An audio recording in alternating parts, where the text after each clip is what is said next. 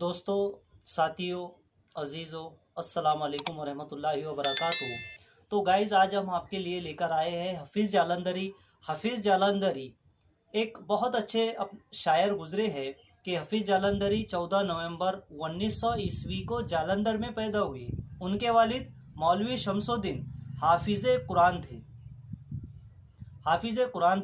हफ़ीज़ ने पहले कुरान हिफ्ज़ किया, बाद में अंग्रेज़ी तालीम हासिल की और उसी के साथ साथ उन्हें बचपन ही से शेर व शायरी का शौक़ था। उन्होंने गज़लें, नज़में, गीत लिखे हैं। उनका शाहनामा इस्लाम ने उनकी शोहरत में इजाफ़ा किया।